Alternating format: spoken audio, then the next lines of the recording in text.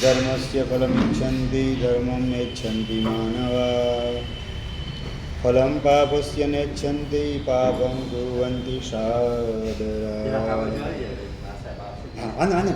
સમજે છે બધા દૂધમાં સાકર વળે ને બધા વળી જશે. હા, અનંત ઉપકારી, અનંત કલ્યાણને કરનારા, અનંત વાત્સલ્ય વરસાવનારા તારક તીર્થંકર પરમાત્માઓએ આ મંગલ શ્લોકની અંદર આપણી નબળી કડી સમજો તો બે નબળી કડીની વાત કરેલી છે. અને નંબર 2, સાચી દિશા દેખાડવાનું અને ખોટી દિશા છોડાવવાનું કામ આ મંગલ શ્લોકના માધ્યમથી કરેલું છે. જગતના તમામે તમામ જીવ એના અંતરની ઈચ્છા કઈ હિતેશભાઈ?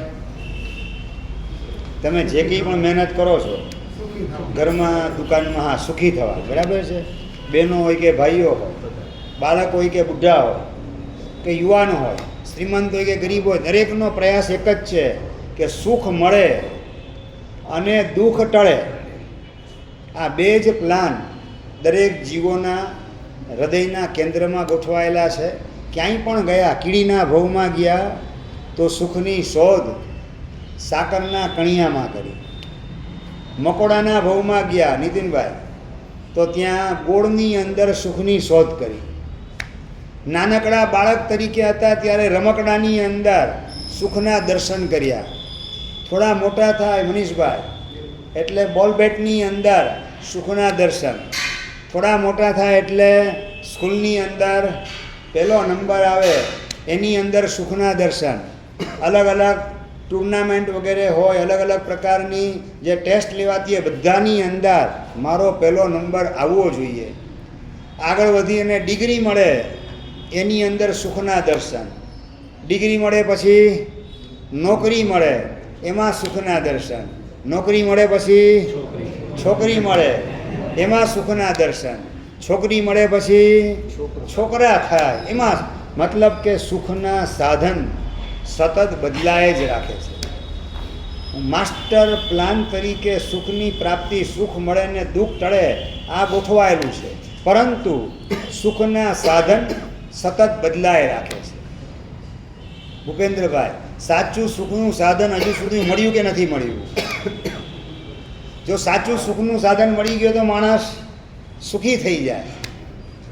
પણ મહેનત મજૂરી કરવા છતાં પણ અંદરમાં હજી સુખની પ્રાપ્તિ થઈ નથી અને દુઃખ ટળતું નથી. મહેનત મજૂરી કરવા છતાં પણ નથી સુખ મળતું, નથી દુઃખ ટળતું અને ટેન્શનની અંદર જ જીવન પોતાનું પસાર કરવાનું. અને એમ કરતાં કરતાં જીવનના મહત્ત્વના વર્ષો, મહત્ત્વપૂર્ણ વર્ષો આમ ને આમ માત્ર હાઉ ટુ મેક મની અને how to make more money, how to make instant money, જલ્દી પૈસા મેળવી લઉં, બાજુવાળાને ઓવરટેક કરીને આગળ નીકળી જાઉં. મારે ભાડાનું ઘર છે, બાજુવાળાને ત્યાં ઓનરશીપ ઉપર ઘર છે. મારું પોતાની માલિકીનું ઘર મને મળવું જોઈએ. માલિકીનું ઘર મળી ગયું, ફ્લેટ મળી ગયો, પછી હિતેશભાઈ હવે બંગલો જોઈએ. આ તો ફ્લેટ છે. આ 2 BHKમાંથી 3 BHK ને 4 BHKના સપના, અને કદાચ 4 BHK મળી ગયો તો બંગલાના સપના, અને બંગલો મળી ગયો તો હવે ગાડીના સપના.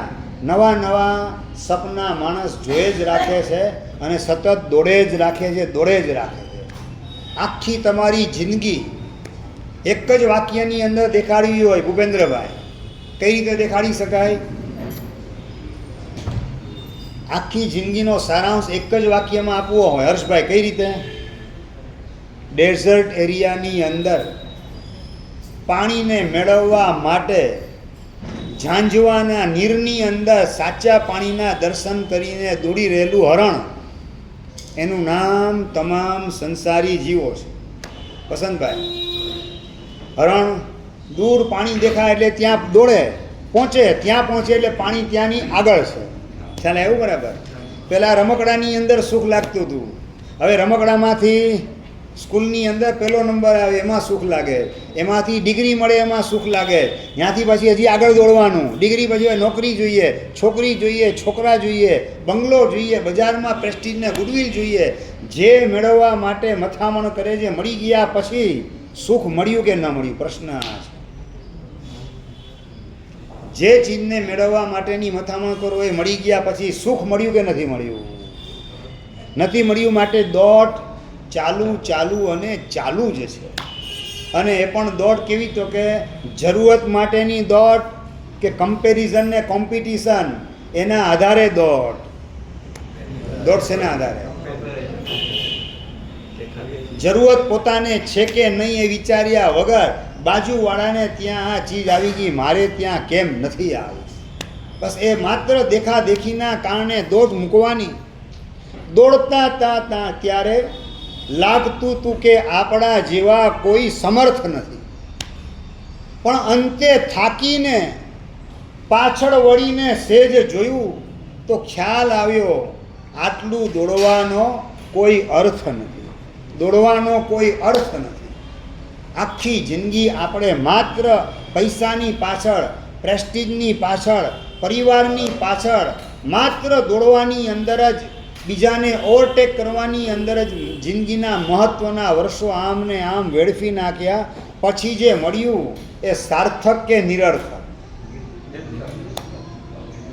જે પૈસા તમે મેળવો, ઘણાના જીવનની અંદર એક માસ્ટર પ્લાન ગોઠવાયેલો હોય છે, એવા પ્રકારનું એક સમીકરણ ગોઠવાયેલું હોય છે કે પૈસો છે તો જીવનમાં બધું જ છે. હર્ષભાઈ, આ જ લાઈનમાં તમે છો? શું વાત કરો છો? બહુ ડેન્જર રસ્તો છે. પૈસો છે તો બધું જ છે, આવા પ્રકારની માન્યતા એ બહુ ડેન્જરસ રસ્તા ઉપર તમને દોડાવવાનું કામ કરે છે. યાદ આવે ભાણવડનો યુવાન, ઘરની અંદર 25 કિલો સોનું પડેલું. કેટલું? 25 કિલો. ભાણવડથી મુંબઈ ગોઠવાઈ ગયેલ છે બિઝનેસની અંદર. મૂળ વતન એનું ભાણવડ, જામનગરની બાજુમાં, અને મુંબઈની અંદર 25 કિલો સોનું તો પોતાના ઘરની અંદર. એટલે બેંકમાં કેટલું હશે મનીષભાઈ, સમજી ગયા ને તમે? બેંકમાં કેટલું પડેલું હોય, જમીનમાં કેટલા રૂપિયા ગોઠવાયેલા હોય, શેરમાં કેટલું હોય, એ બધું તમે સમજી શકો એમ છો. ઘરની અંદર 25 કિલો સોનું પડેલું. પણ કોરોનાનો શિકાર બની ગયેલો એ યુવાન, કોરોના વખતે 25 કિલો સોનું હોવા છતાં પણ એ સોનું પોતાને બચાવી શક્યું નહીં. બ્રિજ કેન્ટીનની અંદર પોતાને એડમિટ થવાનું સૌભાગ્ય ન મળ્યું. નાણાવટીની અંદર તપાસ કરી, ત્યાં પણ પોતાને એડમિશન ન મળ્યું. લીલાવતીની અંદર અલગ અલગ જગ્યા, બધી જગ્યાએ તપાસ કરે. 5 લાખ, 15 લાખ ને 25 લાખ આપી દો, મને એડમિશન આપી દો હોસ્પિટલની અંદર.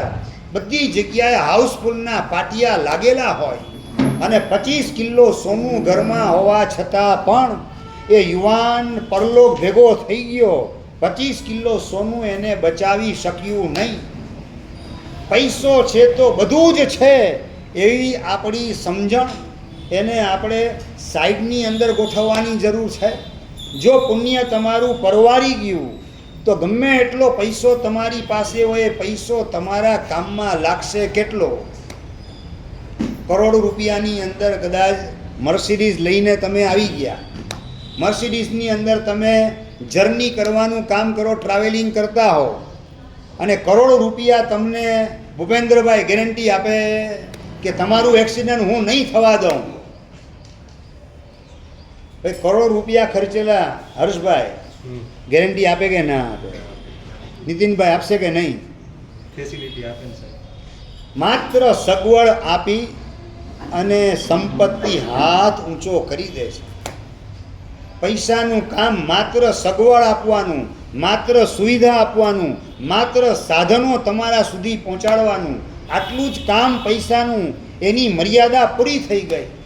ગાડી આવી ગયા પછી ગાડીમાં તમારું એક્સિડન્ટ ન થાય એની ગેરંટી પૈસો આપે કે પુણ્ય આપે?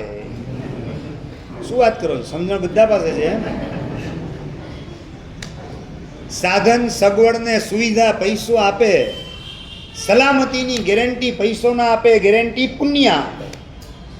વધારે મહત્વનું સલામતી છે કે વધારે મહત્વનું સગવડ ને સુવિધા છે?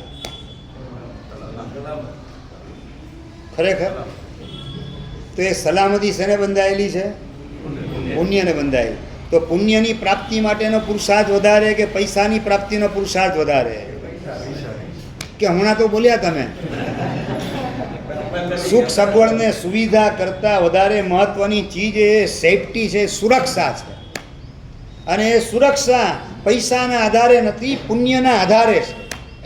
કદાચ તમારી પાસે સુટકેસની અંદર 50 લાખ રૂપિયા ભરેલા હોય ને તમે અંધારી ગલીમાંથી જતા હો, વિનેશભાઈ, શક્ય છે કે એ જ 50 લાખ તમારા મોતનું નિમિત્ત બની જાય.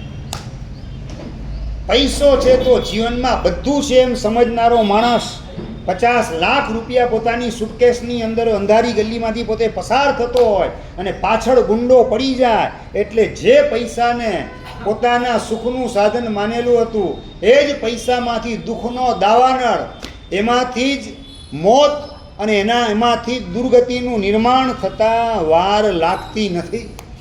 જે પૈસાને માટે આપણે પૈસો છે તો જીવનમાં બધું જ છે એમ માનીએ પણ પુણ્યમાં ગાબડું પડે ત્યારે પૈસો તમારી પાસે રહેલો કામમાં આવે તેવી શક્યતા નથી. એટલે પૈસા કરતાં વધારે પ્રાયોરિટી પુણ્યને આપવાની. કેને આપો છો પ્રાયોરિટી? રોહિતભાઈ, શું વાત કરો? હમણાં બોલો છો કે સાહેબ સેફટી એ પુણ્યને બંધાયેલી છે, સગવડ એ પૈસાને બંધાયેલી છે. સગવડ કરતાં પણ સેફટી મહત્વની છે. તમને મર્સિડીઝ કાર ઊભેલી હોય અને એમ્બેસેડર કાર ઊભેલી હોય, બે કાર બાજુમાં ગોઠવાયેલી હોય, જેમાં તમારે મુસાફરી કરવી હોય એમાં કરવાની છૂટ. હર્ષભાઈ, શેમાં મુસાફરી કરશો? મર્સિડીઝમાં બેસી ગયા અને પછી તમને સમાચાર આપવામાં આવે છે, ભાઈ એક વાત ભૂલાઈ ગઈ તમને કહેવાની, મર્સિડીઝમાં છે ને બ્રેક નથી, બ્રેક ફેલ છે, અને એમ્બેસેડરમાં બ્રેક વ્યવસ્થિત છે. હવે શું કરશો? હા દિનેશભાઈ, શું કરશું હવે? ના, તમને તો સગવડ ગમે છે. મર્સિડીઝ એસી છે, આખું એસી ગાડી મર્સિડીઝ, અને બાપુનો વટ પડી જાય એવા પ્રકારના સપના જોતા જોતા એન્ટ્રી કરી, પણ સગવડ છે, સુરક્ષા નથી. એમ્બેસેડરની અંદર એસી ગાડી નથી પણ બ્રેક છે, સુરક્ષાની ગેરંટી છે. કઈ જગ્યાએ ગોઠવાશો? રોહિતભાઈ, કઈ જગ્યાએ, કઈ ગાડીમાં? એમ્બેસેડરમાં. એમ શું વાત કરો છો? આટલી જો સમજણ તમારી પાસે છે કે સગવડ ભલે ગમે એટલી ચિક્કાર હોય, મર્સિડીઝની અંદરમાં બ્રેક જ નથી, સુરક્ષાની કોઈ ગેરંટી નથી, તો એ ગાડીની અંદર મુસાફરી કરી શકાય નહીં.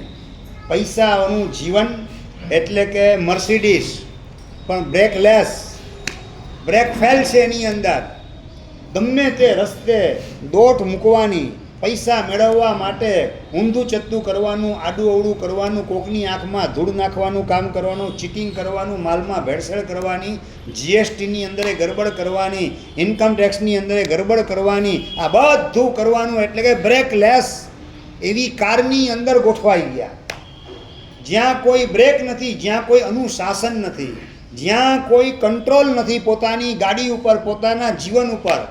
એવા પ્રકારની ગાડી એટલે માત્ર પૈસાને કેન્દ્રમાં રાખી અને જીવન જીવવાની પદ્ધતિ.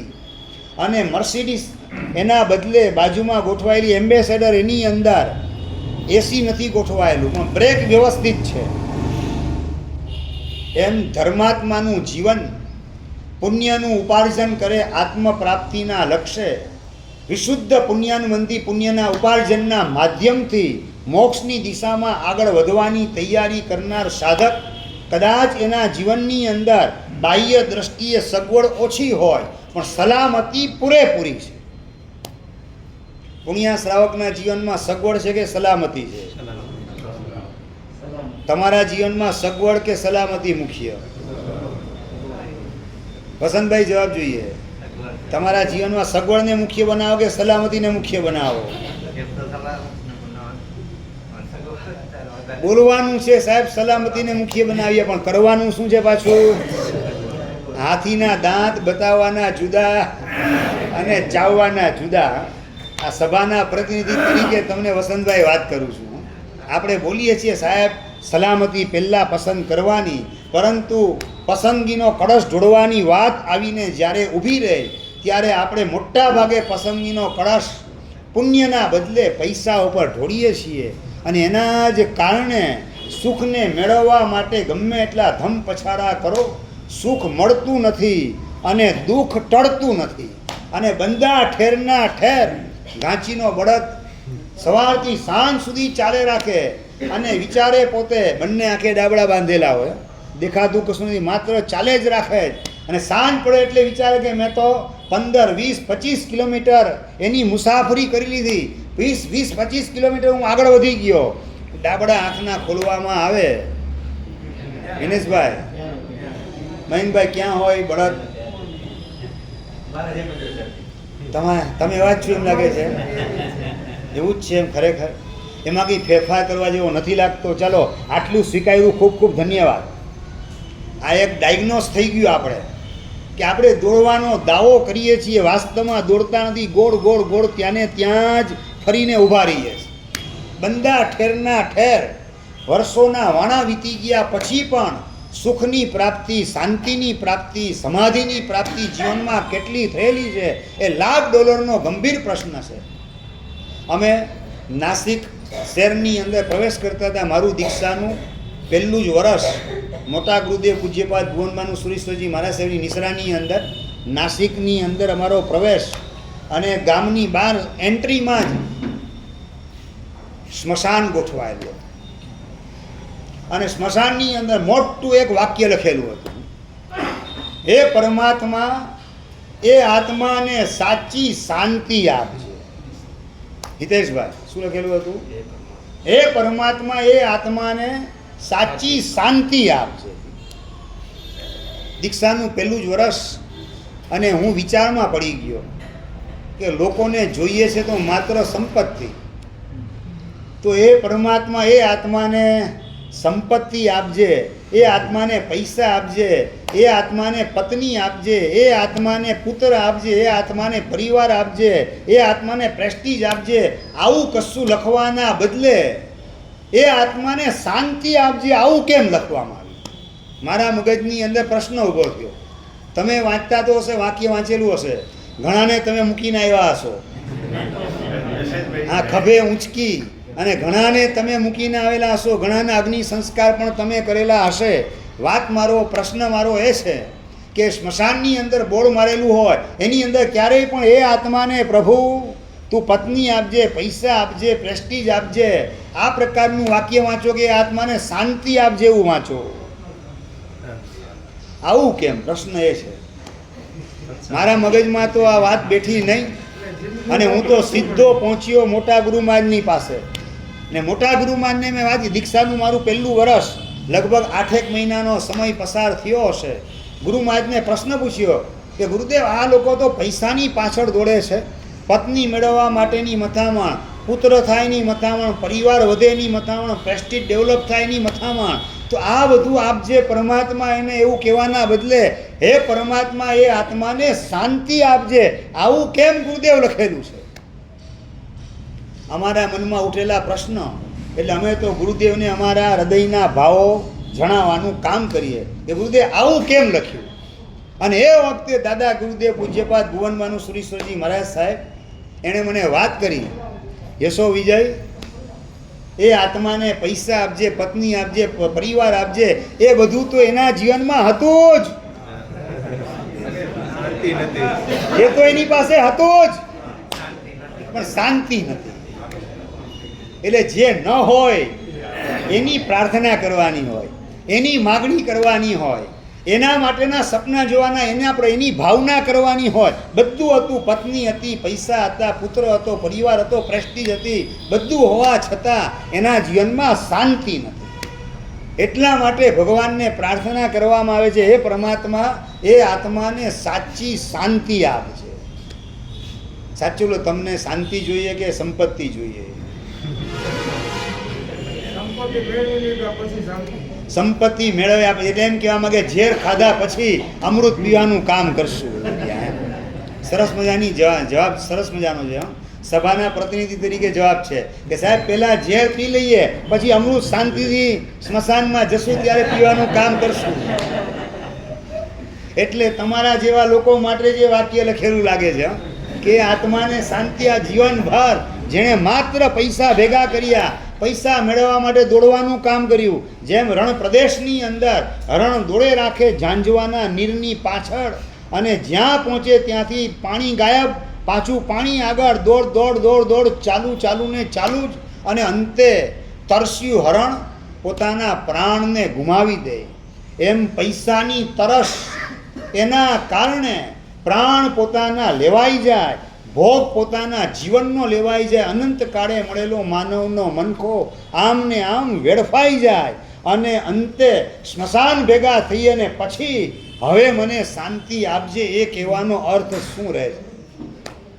આંખ મીચાયા પછી શાંતિ માગવાનો અર્થ કેટલો સરે, કેટલો સાર્થક થાય ભાઈ. પ્રાર્થનાના શબ્દો કેટલા સાર્થક થાય. પ્રભુ મને આવતા ભવમાં શાંતિ, આવતા ભવમાં જોઈએ કે આ ભવમાં જોઈએ છે? આ પણ બહુ મહત્વનો પ્રશ્ન છે. ભાઈ શાંતિ ભૂપેન્દ્રભાઈ આ ભવમાં કે આવતા ભવમાં? આ જ ભવમાં. તો હા, આ નવો જવાબ છે. હિતેશભાઈ કહે છે કે આ ભવમાં રૂપિયા જોઈએ, શાંતિ આવતા ભવની અંદર. એટલે આ ભવની અંદર સતત ટેન્શનની અંદર શેકાવું મને મંજૂર છે, એનો મતલબ સીધો આ જ થાય કે બીજો કંઈ? સભાના પ્રતિનિધિ તરીકે હિતેશભાઈ જવાબ આપે છે કે આ ભવમાં શાંતિ નહીં, આ ભવમાં સંપત્તિ, આવતા ભવમાં શાંતિ. એટલે રિઝલ્ટ શું આવે? ગેસના બર્નર ઉપર જેમ લિજ્જત પાપડ શેકાતો હોય એમ સતત શેકાતા રહેવાનું, ટેન્શનની અંદર, ક્લેશ અને સંક્લેશની અંદર, સતત ડિપ્રેશનની અંદર જીવન દટાઈ જાય, ખોવાઈ જાય, આખી જિંદગી લૂંટાઈ જાય, એ દિશામાં દોડી અને માત્ર મળે પૈસો અને બધું ગુમાવાઈ જાય. શરીરનું સ્વાસ્થ્ય પણ ખલાસ થઈ જાય, મનની શાંતિ પણ ખલાસ થાય, આત્માની શુદ્ધિ પણ ખલાસ થાય, અને આંખ મીચાયા પછીની દુનિયામાં સદગતિ પણ તમારી સળગી જાય. એવી સંપત્તિ મેળવીને કરવાનું શું છે? આ ગંભીરતાથી ટકોરો મારીને આપણી જાતને આ પ્રશ્ન ક્યારે પૂછ્યો? સંપત્તિ વધે તેમ સ્વાસ્થ્ય વધે કે ઘટે? સાચું ઓલામ તમને અંગત પ્રશ્ન સીધા જાહેરમાં પૂછી લઉં કે ઝૂંપડપટ્ટીવાળાને ક્યારેય પણ આમ હાર્ટ એટેક કે બ્રેઇન એટેક કે પેરાલિસિસનો એટેક આદા રોગ આવે? એને બહુ તો શરદી, તાવ, ઉધરસ એનાથી પતી જાય બધું. નંબર 2 હાર્ટ એટેક ને બ્રેઇન એટેક આ બધા કોને આવે?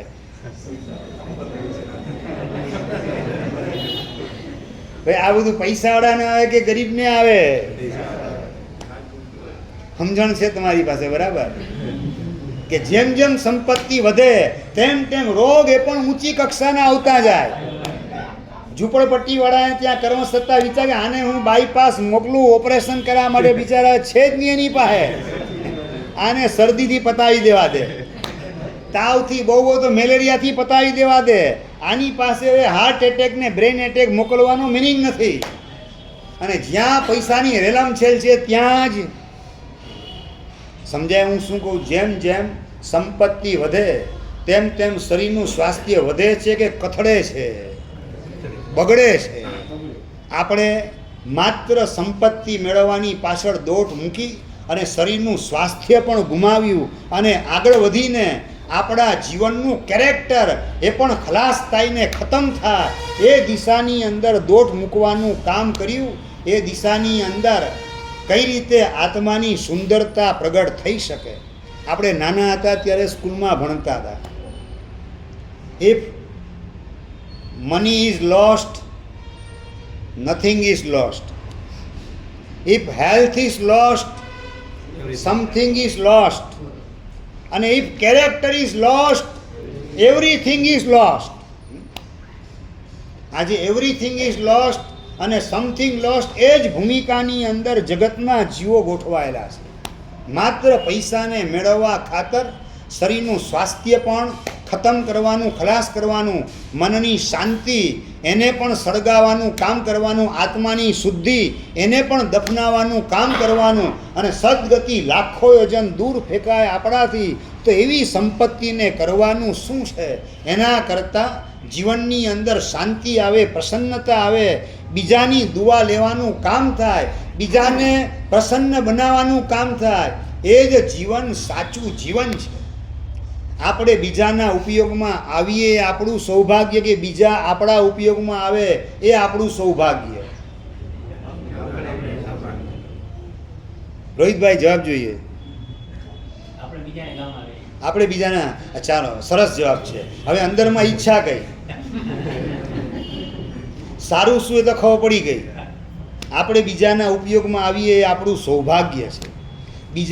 બીજા પાસેથી આપણે આપણું કામ કઢાવવું પડે એ આપણું દુર્ભાગ્ય છે. આ તમે સમજી ગયા. હવે તમારા જીવનની અંદર કોઈ પણ વ્યક્તિ મળે, એક આ મને કામમાં શું આવશે એ વિચાર આવે, કે હું આના ઉપયોગમાં કઈ રીતે આવીશ એ વિચાર આવે? વિનેશભાઈ જવાબ જોઈએ. હું બીજાના ઉપયોગમાં આવું કે બીજાનો ઉપયોગ કરી લઉં? નીતિનભાઈ જવાબ જોઈએ. કોઈ પણ મળે ત્યારે વિચાર શું આવે? કલેક્ટર મળે, કમિશનર મળે, કે ભૂપેન્દ્રભાઈ મળે, કે નરેન્દ્રભાઈ મળે, એની મિટિંગ તમારી પાસે ગોઠવાય, મનમાં વિચાર શું આવે?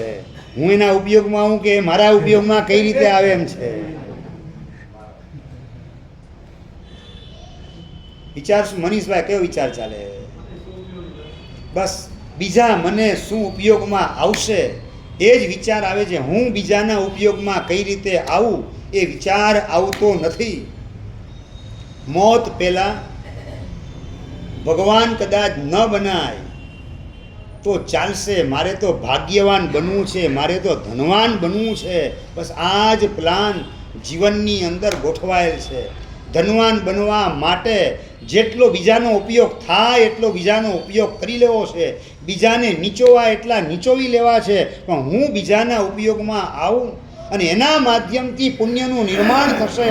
આંખ મીચાયા પછીની દુનિયા એ મારી સદ્ધર બનતી જશે.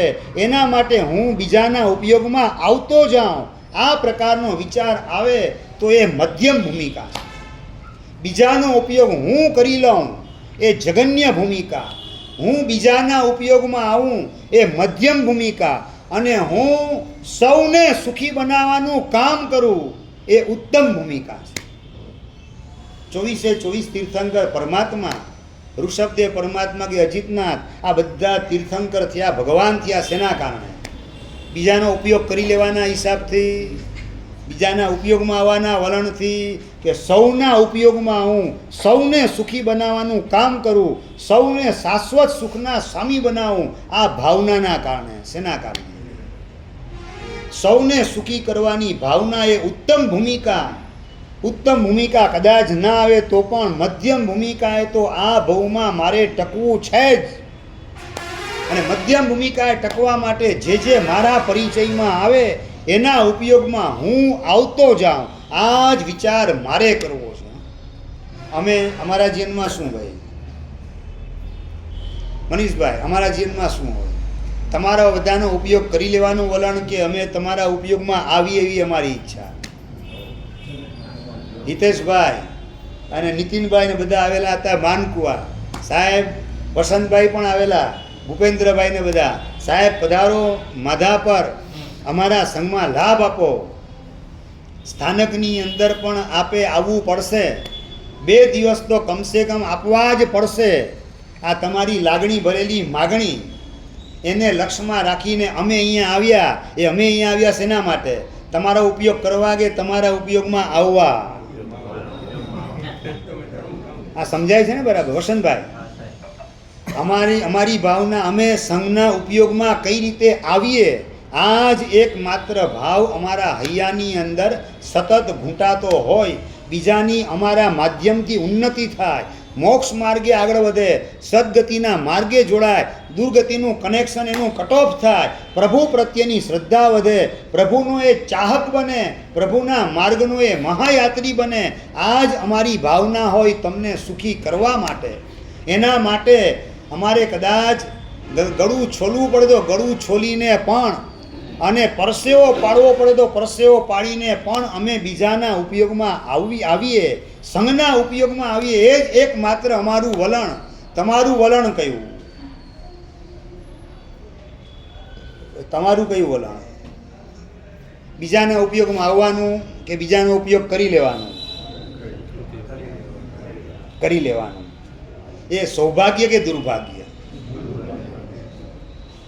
એ દુર્ભાગ્ય જો સમજતા હો તો હવે આજથી એ વિચારધારાને વિરામ આપજો, અને હું બીજાના ઉપયોગમાં આવું, અને બીજાના ઉપયોગમાં આવવા માટેની અનેક પ્રકારની તકો તમારી પાસે આવતી હોય છે.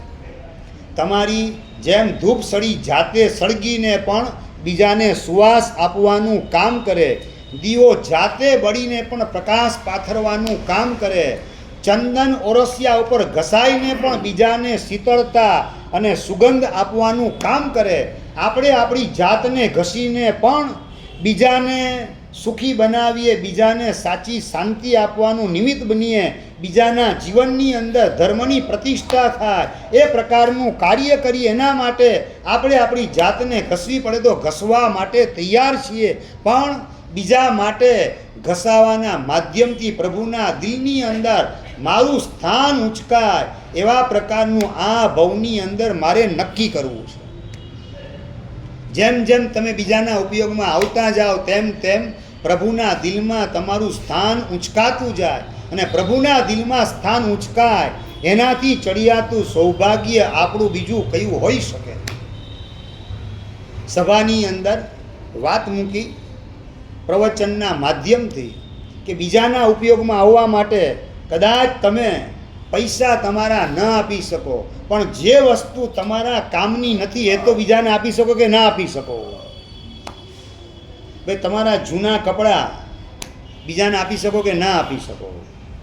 તમારા ઘરમાં રહેલી પસ્તી બીજાને આપી શકો કે ના આપી શકો? આપીને પછી મેળવવાની પાછી વાત ના આવે હો પાછી. હા, તમે તો પસ્તી વેચીને પણ પૈસા મેળવો એવાની જાત છો, અને જૂના કપડાં આપીને પણ શું વાત કરો? અહીંયા ચાલુ છે, માધાપરમાં પણ આજ પ્રથા ચાલુ છે. જૂના કપડાં આપીને પણ વાસણ લેવાના. સાચું બોલો, વાસણ તમે લો એનો વાંધો નહીં, ચાલો હજી આગળની વાત. વાસણવાળી જે આવે તમારે ત્યાં સુનલો ભરીને વાસણ લઈને, અને તમે કપડાં બતાવો, આ કપડાની સામે વાસણ, એ જે આપે એટલા વાસણ લઈને ચૂપચાપ તમે એને રવાના કરી દો ને. એમાંય ડિમાન્ડ, એમાંય પાછી ક્વોન્ટિટી વધારે જોઈએ, ક્વોલિટી ઊંચી જોઈએ, અને બધું નક્કી કરી. અને એક વાર, બે વાર, ચાર વાર તો સુનલો છે બાઈ ચડાવે ને ઉતારે, ચડાવે ને ઉતારે. ત્યાં સુધી તમને હક ન વળે, ત્યાં સુધી તમને ચેન ન મળે. 4 વાર એનો હુમલો ચડાવીને ઉતારે, ના હવે તું આટલું વધારે આપી દેજે, અને છેલ્લે 4થી વાર સુનલો ઉતારે. શેઠાણી ગજબના છો તમે તો, આટલી વાર મને હેરાન કરો છો, ચડ ઉતાર કરાવો સુનલો. બધું નક્કી કર્યું, પહેલાં કરતાં વધારે ઓલી બાઈ કદાચ તૈયાર થઈ ગઈ, અને સુનલો 5મી વાર ચડાવે ને પાછી છે ને એક ચમચી ખેંચી લેવાનું કામ શેઠાણી કરે. કઈ હદે આપણે ગોઠવાયેલા છીએ એ આપણી જાતને ટકોરો મારવાની જરૂરત છે. બીજાના ઉપયોગમાં આવવાના બદલે બીજાનો કસ જેટલો કઢાય એટલો કસ કાઢી દઉં, જેટલો બીજાને ચૂસી શકાય એટલું બીજાને ચૂસવાનું કામ કરું. આ પરમાત્માના શાસનને પામ્યાનું સિમ્ટમ્સ કહેવાય. મારો પ્રશ્ન છે, પરમાત્માનું શાસન આપણે પામ્યા, જૈન ધર્મ આપણે પામ્યા, એની નિશાની છે આ કે બીજું કંઈ છે? કે જીન શાસનની બહાર આપણે ગોઠવાયેલા એના સિમ્ટમ્સ છે. કમસે કમ એટલું તો નક્કી કરો કે ભાઈ જૂના કપડાં જે છે એ બીજાને ફ્રીની અંદર આપી દેવા છે. આ રીતે વાસણ લઈ અને એના નિશાસા લેવાનું કામ આપણે કરવું નથી. બીજાને પ્રેમથી વાસણનો સુંડલો લઈને બાઈ નીકળે ને એ વખતે જૂનો સાડલો મફતમાં આપી દીધો, એવું આ સભામાં બેસેલા બહેનોને કેટલું યાદ આવે? એક પણ બેન નીકળે એવા, એક પણ ભાઈ એવા નીકળે કે જૂનું પેન્ટ કે જૂનો શર્ટ એ વાસણનો ટોપલો લઈને નીકળતી બાઈ, ભાઈ કપડાં આપો, વાસણ લઈ જાઓ. આ બૂમ પાડતા પાડતા બાઈ નીકળે ને એ વખતે તમે તમારું જૂનું પેન્ટ કે જૂનો શર્ટ કે ટી શર્ટ બાઈને બોલાવીને ફ્રીની અંદર તમે આપી દીધો હોય, એવું આ સભામાં બેસેલાથી એક વ્યક્તિ નીકળે કે ના નીકળે? શું વાત કરો છો? શેના આધારે આપણે કહી શકીએ કે આપણે ભગવાનનું શાસન પામેલા છીએ? શાંતિનાથ પરમાત્માએ તો એક ભોલાને કબૂતર જેવા પંખીને બચાવવા માટે પોતાના સાથળમાંથી માંસ ચીરી અને આપવાનું કામ કર્યું, અને એક સાથળમાંથી માંસ કાઢીને આપે છતાં પણ ઇક્વલ ન થાય એટલે બીજા સાથળનું માંસ હાથમાંથી માંસ કાઢીને આપે, અને છેલ્લે પોતે ત્રાજવાની અંદર ગોઠવાઈ ગયા. નથી કથા સાંભળી મેઘરથ રાજાના ભવમાં શાંતિનાથ પરમાત્માએ પોતાનું માંસ સાથળ બંનેમાંથી કાઢીને આપ્યું અને પોતે પોતાની આખી જાત ત્રાજવાના એક પલ્લામાં ગોઠવી દીધી. એક જીવને બચાવવા માટે કોકના સુખ ખાતર, કોકની સલામતી ખાતર, કોકની પ્રસન્નતા ખાતર મારી જિંદગીને હોડમાં મૂકવી પડે તો મૂકવા તૈયાર છું. આવા શાંતિનાથ પરમાત્મા આપને મળ્યા પછી આપણે બીજાને માત્ર નીચોવતા જ શીખીએ તો શાસન આપણને મળ્યું કઈ રીતે કહી શકાય? બીજાના ઉપયોગમાં મારે આવવું છે એ વલણ કેટલું? હવેથી નક્કી જૂના કપડાં ફ્રીની અંદર બીજાને આપવા છે, એના બદલામાં વાસણ મેળવવા નથી. કોકના શરીરની લાજ ઢંકાય, કોકને પ્રસન્નતા પ્રાપ્ત થાય, અને કોકની દુઆ આપણને મળે, અને બાયપાસનું ઓપરેશન તમારું કેન્સલ થઈ જાય એના માધ્યમથી એવો સરસ મજાનો તંદુરસ્ત રસ્તો પરમાત્મા દેખાડે, એ રસ્તો અપનાવવાની તૈયારી તમારી પાસે કેમ ના આવે? વસંતભાઈ, નક્કી જૂના કપડાં જે છે કશું લીધા વગર આપણે આપવા બીજાને, જેને જરૂરત હોય એવી વ્યક્તિને આપી દેવા છે. લેવું પડે તો એની દુઆ લેવાની, લેવું પડે તો પુણ્ય મેળવવાનું. એ સિવાય પુણ્ય કે દુઆ સિવાય મારે બીજું કશું મારા જૂના કપડાં દ્વારા મેળવવું નથી. નક્કી આવશે? નાનકડો એક અભિગ્રહ આપું, બરાબર? જૂના કપડાં, જેટલા પણ નવા કપડાં તમે લાવો એટલા જૂના કપડાં બીજાને તમારે આપી દેવાના. આટલો નાનકડો અભિગ્રહ. એક પેન્ટ બજારમાંથી નવું લાવ્યા હર્ષભાઈ, જૂનું એક પેન્ટ તમને ન ગમતું એ આપવાની છોટ. જે તમને ગમતું ન હોય, આ કબાટને મને ખબર છે તમે સવારના પોરમાં કબાટ સામે ઊભા હો ને, અને કયો ડ્રેસ મારે પહેરવો પસંદગીની અંદર 5 કલાક ને 20 મિનિટ તમે કાઢતા હો છો. આ કપડાં પહેરું કે આ કપડાં પહેરું, આ મેચિંગ થશે કે આનું મેચિંગ થશે, આ સારું લાગશે કે આ સારું લાગશે, ફેશન કેની ચાલે છે અત્યારે, આ તો આઉટ ઓફ ફેશન થઈ ગયેલ છે. આ બધા કલ્પનાના ઘોડા દોડાવવાની અંદર 5 કલાક 20 મિનિટ કબાટની અંદર કપડાની પસંદગીમાં તમે કાઢતા હો છો. આ તમારા નખરા. અને કેટલાય લોકોને શિયાળામાં પોતાના શરીરની તાડથી રક્ષા કરવાની પણ વ્યવસ્થા હોતી નથી. ફાટેલા તૂટેલા ગંદા મેલા કપડાં પહેરી રાતના ઠંડીની અંદર ઊંઘ પણ ના આવે ફૂટપાથ ઉપર, એવી સ્થિતિમાં કેટલાય ગરીબ લોકો જીવન જીવતા હોય છે. અને તમે કયા કપડાં પહેરવા એની પસંદગીની અંદર 5 કલાક 20 મિનિટ આમને આમ કાઢી નાખો છો. એની સામે આટલું નક્કી કરો કે બસ એક નવી જોડ ખરીદવી છે, તો જૂની એક જોડ છેલ્લા 1 મહિનામાં, 1.5 મહિનામાં, 2 મહિનામાં પહેરેલી ન હોય એવી એક જોડ બીજાને આપી દેવી, પછી નવી જોડ ઘરની અંદર લાવવી છે. મયંકભાઈ, ભાવશે? નાનકડો અભિગ્રહ. નવા કપડાં તમારે લાવવાની છૂટ છે, પણ નવા જેટલા કપડાં લાવો, જેટલી જોડી કપડાં લાવો એટલી જોડી કપડાં બીજાને તમારે ફ્રીની અંદર આપી દેવાના. પછી દેરાસરના પૂજારી હોય કે સ્થાનકના સફાઈ કામદાર વગેરે હોય કે આંબેડ ખાતાના માણસો વગેરે હોય, પાઠશાળાની અંદર સેવા આપનારા હોય કે તમારી દુકાનના માણસો હોય, આડોશ પાડોશના લોકો હોય, કોઈ પણ ગરીબ ગુરગા વગેરે દેખાય, કોઈ ભિખારી વગેરે દેખાય, તમારું જ્યાં મન માને એ વ્યક્તિને આપવાની છૂટ. પણ બદલાની અંદર વાસણ કે પૈસા આપણે મેળવવું નથી કશું પણ, બસ માત્ર એની દુઆ મેળવવી છે, એના દ્વારા પુણ્યનું ઉપાર્જન કરવું છે. નાનકડો એક અભિગ્રહ આપી દઉં હર્ષભાઈ, બરાબર છે? જે પ્રબોધભાઈની સંસ્થામાં જ આવી જવું છે. હા, સરસ. કોઈ સંસ્થામાં આપો તો બરાબર છે. તમે તમારી જાતે પણ જેને આપવું હોય, તમારા ઘર પાસેથી ભિખારી પસાર થતો હોય, ગરીબ માણસ પસાર થતો હોય, એને પણ તમારે આપવાની છૂટ છે. બરાબર. આ વાત આટલી જ છે કે એક ટી શર્ટ નવો લાવો તો એક જૂનો ટી શર્ટ બીજાને આપવાનો. એક સાડલો બેનો નવો લાવે, જૂનો સાડલો બીજાને ફ્રીની અંદર આપવાનો. તમારા ઘરની જો તમે તમારી ઘરની કામવાળીને આપશો ને, સારી રીતે સેવા કરવાનું કામ કરશે ઘરમાં. સમજાય જ? બરાબર. રોજની કેટલી લમણાજીત તમારે એની આ કરવી પડતી હોય છે.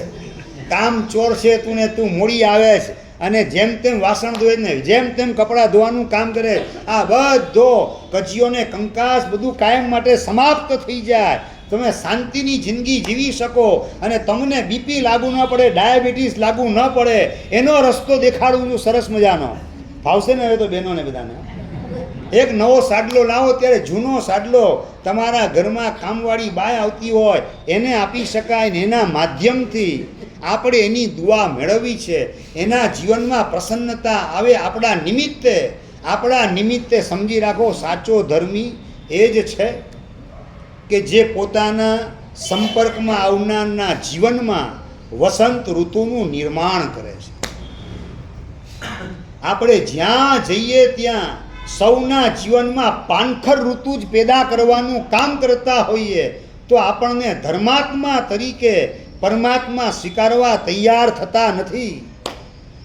આપણે કોઈના જીવનમાં પાનખરનું નિર્માણ કરવું નથી. સૌના જીવનમાં વસંત ઋતુનું નિર્માણ થાય. આપણા આગમનને સૌ કોઈ ઈચ્છે. આપણા નિમિત્તે સૌની પ્રસન્નતામાં પૂરબહાર વધારો થાય એવું જીવન જીવીએ. એ જ ધન્ય જીવન છે, એ જ પવિત્ર જીવન છે અને એ જીવનના માધ્યમથી સાચા અર્થમાં ધર્માત્મા બની શકાશે. અને એવું જીવન જીવશું તો જ પરમાત્માના દિલની અંદર આપણને સ્થાન પ્રાપ્ત થઈ શકે.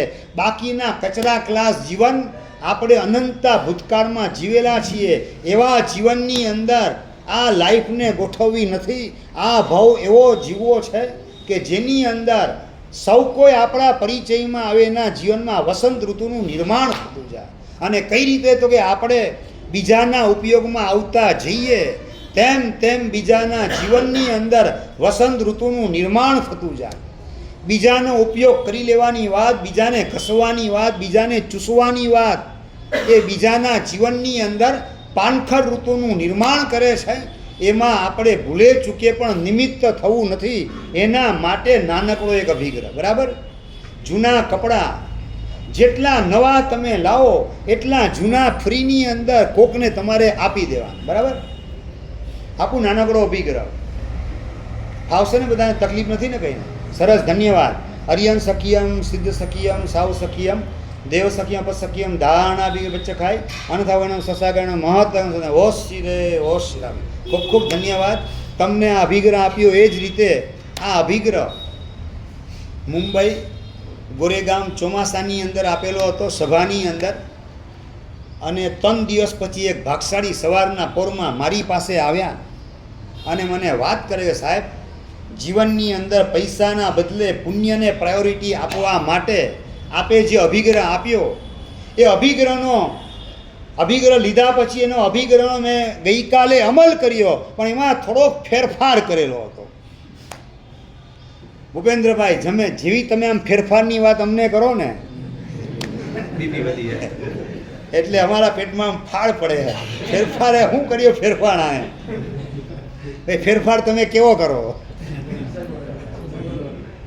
વસંતભાઈ? કેવો ફેરફાર? જેમાં તમારી સગવડ હચવાય અને તમારે ઓછું ઘસાવવું પડે એવો ફેરફાર, કે બીજાને વધારે મળે, બીજાની પ્રસન્નતામાં ઉછાળો આવે એવા પ્રકારનો ફેરફાર. ફેરફાર કેવો કરો?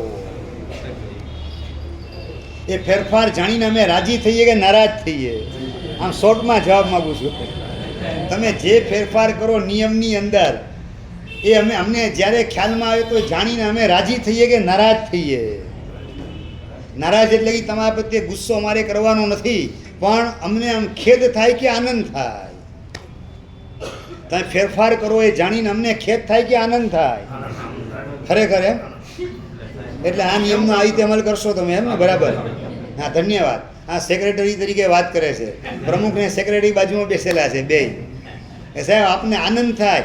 પેલા ભાઈ મને વાત કરે, સાહેબ જીવન તો કેવું ધન્ય બની ગયું અભિગ્રહ લીધા પછી. ગઈકાલે મનની અંદર વિચાર આવ્યો કે મારા સાહેબ આપે ભલે અભિગ્રહ આપ્યો, જૂના કપડાં આપવાના, નવા કપડાં લાવો ત્યારે, પણ મને થયું કે પુણ્ય બાંધવું જ છે તો તંદુરસ્ત પુણ્ય કેમ ન બાંધવું? પુણ્ય બાંધવું જ તો મજબૂત પુણ્ય મારે કેમ ન બાંધવું? શા માટે બીજાને જૂના કપડાં આપવા તો નવા નકોર કપડાં કેમ ના આપવા? આ હું તમને વાત કરું છું એ 20 વર્ષ પહેલાંની વાત છે. 20 વર્ષ પહેલાં મારું ચોમાસું મુંબઈ ગોરેગાંવ જવાહરનગર ખાતે, અને સાહેબ બીજાને આપવા જ છે કપડાં તો શા માટે જૂના આપવા? એટલે સાહેબ ગઈકાલે જ બજારમાં ગયો અને નેટ 30 પેન્ટ નવા ખરીદીને આવ્યો. હર્ષભાઈ કેટલા? હિતેશભાઈ? એક કે બે નહીં, 30 પેન્ટ નવા ખરીદીને લાવ્યો. નવા પોતાના માટે એમ નહીં, આપવા માટે. બીજાને જૂના આપવા, નવા મારે પહેરવા એમ નહીં, બીજાને નવા કેમ ના આપવા? 30 પેન્ટ નવા લઈને આવ્યો. મને વાલી સાહેબ 2200ની કિંમતના પેન્ટ, આ 20 વર્ષ પહેલાંની વાત કરું. અત્યારે તો કદાચ 2200ના બદલે 5000 ને 7000નો ભાવ હશે પેન્ટનો. નવા નકોર પેન્ટ. સાહેબ જે પેન્ટ હું પહેરું એ જ પેન્ટ 30 પેન્ટ લાવ્યો ને 2200 રૂપિયાની કિંમતના પેન્ટ લઈને આવ્યો. અને સાહેબ એક એક પેન્ટની અંદર 500ની કડકડતી નોટ મેં ગોઠવી દીધી. હિતેશભાઈ, આ વર્તમાન કાળની સત્ય ઘટના તમને કહી રહેલો છું. પરમાત્માના શાસનને પામનારા જીવો એની કઈ ભૂમિકા હોય છે. પરમાત્માના દિલની અંદર ઊંચું સ્થાન મારે મેળવવું છે. પરમાત્માના દિલમાંથી મારે બહાર કદાપી ફેંકાવું નથી. મારે મારા ગુરુદેવને પ્રસન્ન કરવા છે. એના માટે જે કંઈ કરવું પડે એ કરવા માટે આઈ એમ ડ્યુટી બાઉન્ડ. હું બંધાયેલો છું, હું જવાબદાર છું. આવું સમજનાર વ્યક્તિ અને એના જીવનની આ ઘટના મારી પાસે સવારના પોરમાં નિયમ લીધાવી ત્રીજે દિવસે હસતા હસતા આવીને વાત કરે, સાહેબ 30 પેન્ટ નવા લીધા, 2200 રૂપિયાની કિંમતના પેન્ટ, આજથી 20 વર્ષ પહેલાંની ઘટના. અને એક એક પેન્ટની અંદર 500 રૂપિયાની નવી નોટ મૂકવાનું મેં કામ કર્યું. અને સાહેબ દેરાસર દર્શન કરવા માટે ગયો, પેન્ટ લઈને ગયો અને દેરાસર નીકળીને બહાર ઊભો રહ્યો. જેટલા પણ દેરાસરની આજુબાજુની અંદર ભિખારી હતા, ગરીબ લોકો હતા, બધાને એક એક પેન્ટ આપવાનું કામ કર્યું. અને પેન્ટ આપતા આપતા કીધું, જુઓ આ ખિસ્સાને બરાબર તપાસી લેજો, ખિસ્સામાં તમારા માટે કંઈક મૂકેલું છે. કઈ અને એક એકને પેન્ટ આપ્યા. અને ખિસ્સું ખોલીને અંદરથી 500ની કડકડતી નોટ નીકળે. એ જોઈને હરખના આંસુ એક એક ભિખારીની આંખમાંથી નીકળવા માંડ્યા. એક એક ભિખારીની દુઆ મને જે પ્રાપ્ત થતી સાહેબ, એની કલ્પના હું કદાપી કરી શકું નહીં. ભગવાન તમને 100 વર્ષ સુખી રાખે. ભગવાન 100 વર્ષ તમને નિરોગી રાખવાનું કામ કરે. ભગવાન તમારી બધી ઈચ્છા પરિપૂર્ણ કરે. ભગવાનના દરબારમાં ઊંચામાં ઊંચું તમને સ્થાન મળે. એક એક ભિખારીના મોઢામાંથી, ગરીબ લોકોના મોઢામાંથી સાહેબ દુઆના જે શબ્દો નીકળ્યા, મને લાગ્યું કે આ કમાણી પૈસાની અત્યાર સુધી મારી જિંદગીના 45 વર્ષમાં જેટલી કમાણી મેં કરી પૈસાની, એના કરતાં ગઈકાલે એક જ દિવસની અંદર પુણ્યાનુબંધી પુણ્યની મેક્ઝિમમ કમાણી મારા જીવનની અંદર થઈ ગઈ. આપણે આપણા જીવનમાં કેન્દ્રની અંદર પૈસાને ગોઠવીએ, પણ મની ઇઝ નોટ એવરીથિંગ. પૈસા ઉપરાંતની અંદર પુણ્ય એ જરૂરી છે. પૈસા આવી ગયા પછી પણ જો પુણ્ય તમારું તકલાદી હશે, પુણ્ય સડી ગયેલું હશે, પુણ્ય નબળું હશે, તો આવેલા પૈસા પણ તમને ન શાંતિ આપે, ન સલામતી આપે, ન તમને સ્વાસ્થ્ય આપવાનું કામ કરે. સદગતિ લાખો યોજન દૂરની બની જાય તમારા માટે. એવું આપણે કરવું નથી. પૈસાના માધ્યમથી પુણ્યનું નિર્માણ કરવાની તક મારે કદાપી ગુમાવવી નથી. આવા પ્રકારનો એક અંદરનો સંકલ્પ જો તમારી પાસે હશે તો 100% મધ્યમ ભૂમિકા એટલે પુણ્યની પ્રાપ્તિ, મધ્યમ ભૂમિકાએ તમે ગોઠવાઈ જશો. 3 ભૂમિકા છે. પૈસા છે તો જીવનમાં બધું જ છે, આ જગન્ય ભૂમિકા છે. પુણ્ય છે તો જીવનમાં બધું જ છે, આ મધ્યમ ભૂમિકા સેકન્ડ ક્લાસ, અને પરમાત્મા જીવનમાં ગોઠવાયા તો બધું જ ગોઠવાઈ ગયું, આ ઉત્તમ ભૂમિકા છે. ઉત્તમ ભૂમિકાએ ગોઠવી શકાય આપણી જાતને તો બહુ સારામાં સારી વાત છે, તો કદાચ ઉત્તમ ભૂમિકાએ ન ગોઠવાઈએ, પ્રભુની એક આજ્ઞા પાડવાની તૈયારી આપણી પાસે કદાચ ન આવે. પ્રભુની આજ્ઞા છે કે ભાગશાળી તું રાતે ખાતો નહીં, રાતે ખાઈને નરકમાં જતો નહીં. આ પ્રભુની આજ્ઞા આપણે પાડવાનું કામ કરીએ. કંદમૂળ, બટેટા, ડુંગળી, લસણ, ગાજર ને સુવર્ણ ભાગશાળી આમાંનું કશું તારા જીવનમાં ગોઠવતો નહીં. આ બધાથી લાખો યોજન દૂર રહેજે. આ પ્રભુની એક આજ્ઞાને પાડવાના માધ્યમથી પ્રભુને આપણા જીવનના કેન્દ્રની અંદર પ્રતિષ્ઠિત કરીએ. આપણી ઉત્તમ ભૂમિકા છે. જેટલી પ્રભુની આજ્ઞા પાડતા જઈએ પ્રસન્નતાપૂર્વક, પૂર્ણ શ્રદ્ધા સાથે, તેમ તેમ ઉત્તમ ભૂમિકાનું ભીતરમાં નિર્માણ થતું જાય. પણ કદાચ ઉત્તમ ભૂમિકા તમારી ન હોય, એવું સત્વ અંદરમાં ન હોય, તો પણ કમસે કમ મધ્યમ ભૂમિકાએ તો મારે ટકી રહેવું છે જ. અને એ મધ્યમ ભૂમિકાએ ટકી રહેવા માટે પૈસાને પ્રાયોરિટી આપવા કરતાં પુણ્યને પ્રાયોરિટી મારે વધારે આપવી છે. ફાવશે એ પ્રાયોરિટી પૈસાને જેટલી આપો એના કરતાં પુણ્યને પ્રાયોરિટી વધારે આપવી છે. હું તમને કહું કે તમે શત્રુંજયની જાત્રા કરવા માટે ગયા હો, હિતેશભાઈ, તમે લોકો નાકોડા જાત્રા દર્શન યાત્રા માટે ગયા હતા, બરાબર ને? એ નાકોડા યાત્રા માટે ગયા ને ઇન બિટવીન વચ્ચે કોઈનો ફોન આવે બિઝનેસ માટે, ઓર્ડર નોંધાવે, ઓર્ડર નોંધો કે ના નોંધો? શું વાત કરો છો? એટલે પૈસાનો ઓર્ડર નોંધવા, માલનો ઓર્ડર નોંધવા માટે ગયા હતા કે યાત્રા માટે ગયા હતા? ગયા હતા યાત્રા માટે. છતાં પણ પૈસાની કમાણીની તક તમને મળે તો યાત્રા કરવા જાઓ તો પણ છોડતા નથી. પાલીતાણાનો ડુંગર ચડતા ચડતા વચ્ચે મોબાઈલની ઘંટડી વાગે અને કોઈ ગ્રાહક ઓર્ડર નોંધાવે, વિનેશભાઈ નોંધો કે ના નોંધો? ઓર્ડર નોંધી લો તમે. એટલે ધર્મની આરાધના કરવા ગયા હો ને ત્યાં પણ જો પૈસાની કમાણીની તક મળે તો તમે છોડતા નથી.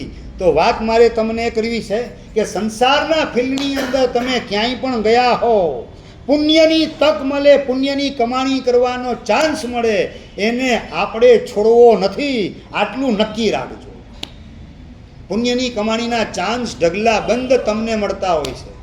તમે ગાડી સેલ્ફ ડ્રાઇવિંગ કરીને આગળ ચલાવતા એને સિગ્નલ પડ્યું, ટ્રાફિક પોલીસ ઊભેલો હોય, તમારી ગાડી તમારે ઊભી રાખવી પડી, અને ઉનાળાની અંદર ધૂમ તડકે સેવા આપવાનું કામ ટ્રાફિક પોલીસ કરે છે.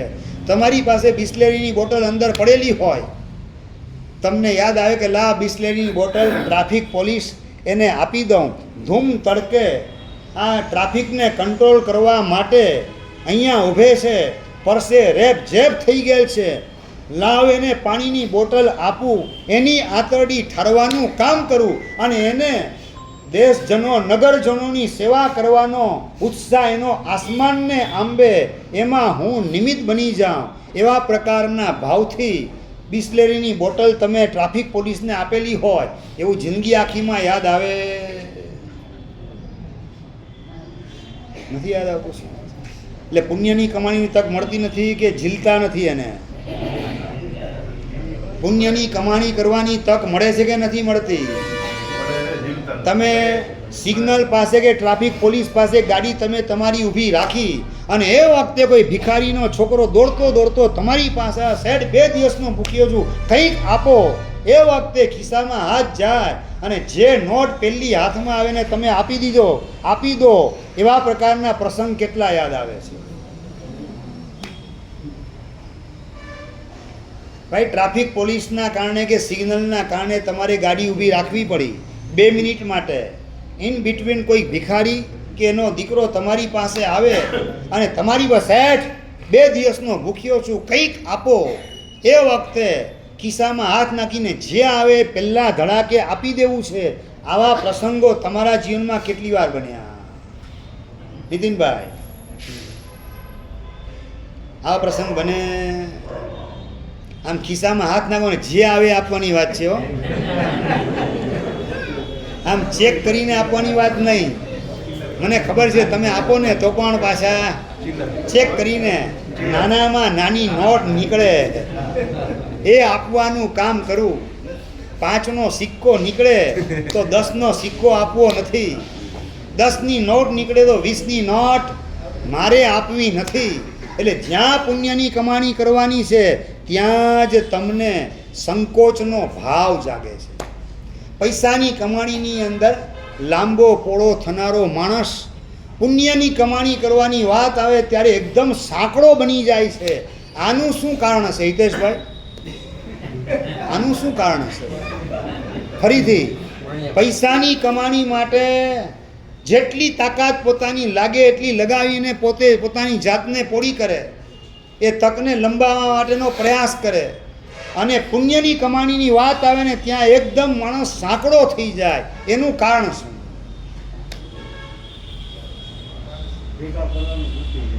એનું કારણ સાવ આમ સાચો જવાબ કહું ખોટું નહીં લાગે ને?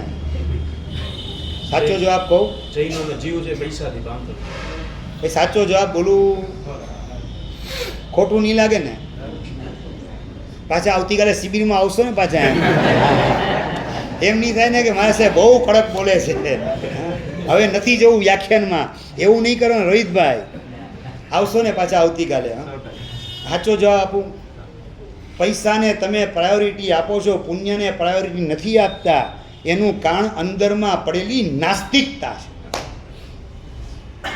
નાસ્તિક માણસ પરલોકને માને નહીં, પુણ્યને પાપને માને નહીં, પુણ્યને પ્રાયોરિટી આપે નહીં, પરમાત્માની શ્રદ્ધા એના જીવનમાં હોય નહીં. પુણ્યને છેલ્લો નંબર અને પૈસાને પહેલો નંબર, આ નાસ્તિકનું વલણ હોય ભીતરમાં.